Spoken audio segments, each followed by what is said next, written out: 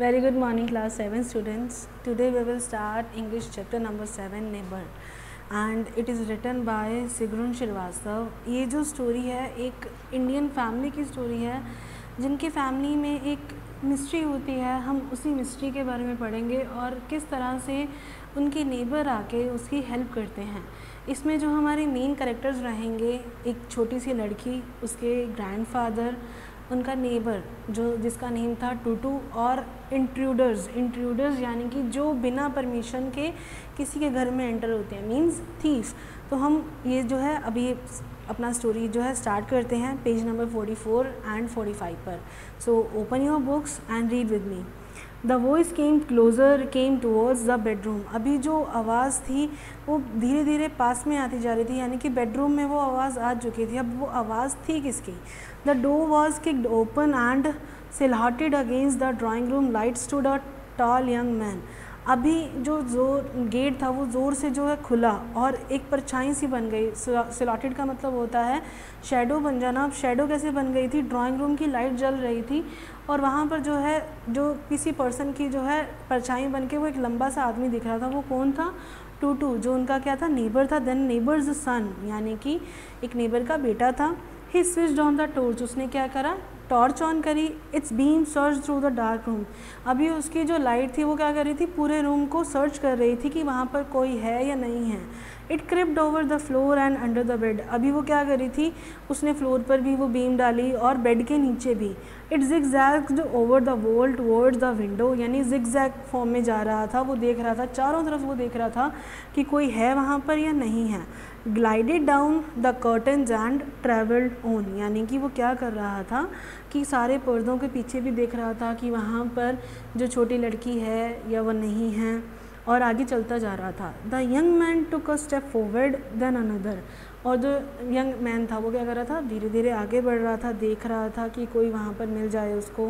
He did not speak a word but the girl could hear his heavy breathing as he advanced closer and closer. अभी क्या होता है कि उसने एक शब्द भी नहीं बोला था, लेकिन जो लड़की थी वो डर के मारे क्या हुआ था कि इतना ज़्यादा वहाँ पर साइलेंस था ना कि उस लड़की को उसकी आवाज़ सुन रही थी, उसकी ब्रीथिंग भी सुन पा रही थी, जैसे जैसे टूटू बिल्कुल उनके पास आता जा रहा था. Behind her, the girl felt her grandfather fighting off another coughing fit.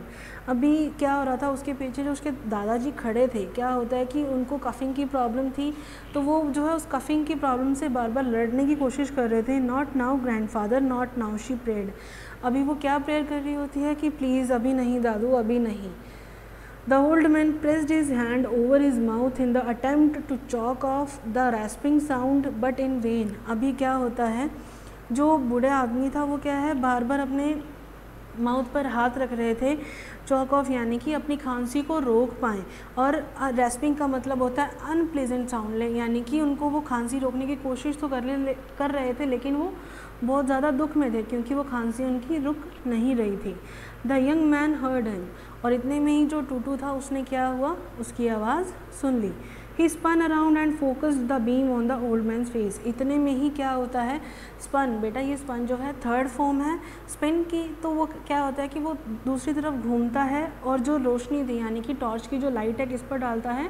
Old man के फेस पर. Blinded by the sudden light the old man shielded his face with his arms. अभी क्या हुआ है कि एकदम सडन लाइट आने पर, मतलब कि पहले क्या था, बिल्कुल डार्क रूम था तो वहाँ पर लाइट आ नहीं रही थी, और जैसे ही जो है ग्रैंडफादर पर एकदम से लाइट पड़ती है तो वो अपना फेस क्या है, अपने हाथों से कवर कर लेते हैं. Coughing pitifully all the while. और इसी बीच में उनको बहुत ज़्यादा जो है खांसी हो रही थी.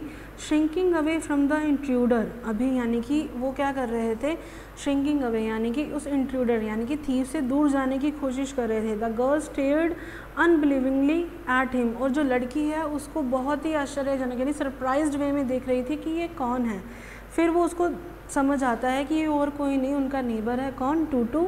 शी विस्पर्ड, यानी कि वो धीरे धीरे बोलती है कि मुझको आवाज़ लगाती है. Hot angry tears sprang into her eyes and before she knew what she was doing, she was out of the hiding place and hammering at his chest with all small fist. अभी क्या होता है कि वो बहुत ज़्यादा रो रही थी, ठीक है, उसकी आंखों में बहुत ज़्यादा आंसू थे, ठीक है, उसको पता नहीं था कि क्या हो रहा है, वो क्या करे, उसको कुछ नहीं पता चल रहा था. तो वो जहाँ पर छिपी हुई थी वहाँ से बाहर निकल कर आती है और बिल्कुल उसके चेस्ट पर जो है ज़ोर ज़ोर से मारना स्टार्ट कर देती है अपने हाथों से। Leave my grandfather alone, leave alone, she sobbed. मतलब वो क्या कहती है कि प्लीज़ मेरे जो दादाजी हैं उनको अकेला छोड़ दो प्लीज़, यानी कि रो रो के वो ये कह रही थी।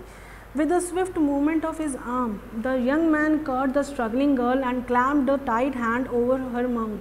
अभी क्या होता है कि वो बहुत ही प्यार से क्या करता है, टूटू उसको मतलब कि उस लड़की को पकड़ता है ताकि मतलब वो थोड़ा सा क्या हो जाए, रिलैक्सड हो जाए, और उसके मुंह पर क्या रख लेता है, हाथ रख लेता है ताकि वो कुछ बोल ना पाए, किसी को पता ना चले कि वहाँ उसकी हेल्प करने के लिए कोई आया है।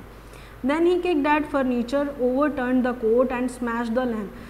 अभी इसके बाद क्या करता है, वो फर्नीचर पे क्या करता है, अपना पैर मारता है ताकि जो इंट्रूडर्स आए थे वो क्या है, उनको पता चले कि साउंड कहीं और से आ रहा है और उनका जो मतलब ध्यान है वो वहाँ से हट जाए। और वो क्या कर देता है, एक लैंप तोड़ देता है। Drawn by the noise and turmoil, 2 men appeared in the doorway. What is happening? One of them roared, have you got them? अभी क्या होता है कि जैसे ही उनकी इस आवाज़ पे ध्यान जाता है, जो 2 आदमी जो घर में आए थे वो क्या करता है, उनका ध्यान कहाँ जाता है, डोरवे की तरफ यानी कि गेट की तरफ जाता है। और एक उनमें से चिल्लाकर बोलता है कि क्या हुआ, क्या तुमने किसी को पकड़ा वहाँ पर जाके। The girl held her breath going limp in the young man's arm. अभी क्या था कि जो लड़की थी उसने अपनी सांस रोक कर रखी हुई थी। Going limp in the young man's arm मतलब कि वो क्या करती है कि वो उस लड़के की मतलब कि दूर जाना चाहती थी, लेकिन क्या हुआ, with his back to the door यानी कि वो क्या करता है, Tutu shouted over his shoulder, nobody here.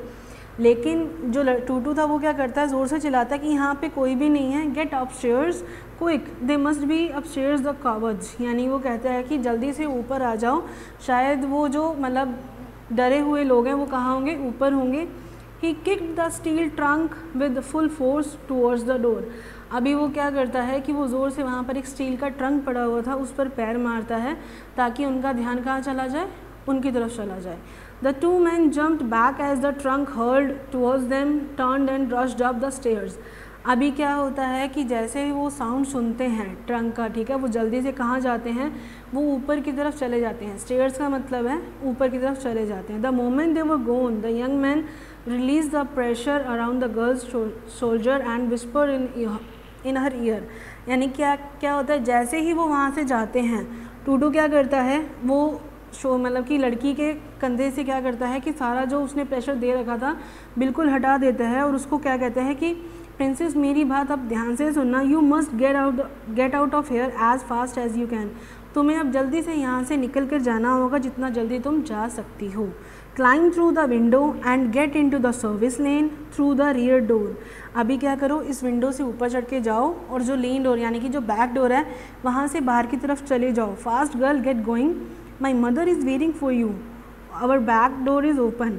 ठीक है, जल्दी से जाओ, मेरी जो मदर हैं तुम्हारा पीछे की तरफ वेट कर रही हैं और हमारा बैक डोर भी ओपन है। तो स्टूडेंट्स अभी हमने यहाँ तक तो पढ़ लिया कि वहाँ पर टूटू ने किसको बचाया था, लिटिल गर्ल को। अभी हमें ये देखना है कि क्या वो खुद इंट्रूडर से खुद बच पाता है और जो गर्ल के जो ग्रैंडफादर थे उनको बचा पाता है या नहीं। सो ये हम अपनी नेक्स्ट क्लास में कंटिन्यू करेंगे। Till then I am giving you questions, you have to do it. Till then stay home, stay safe. Thank you.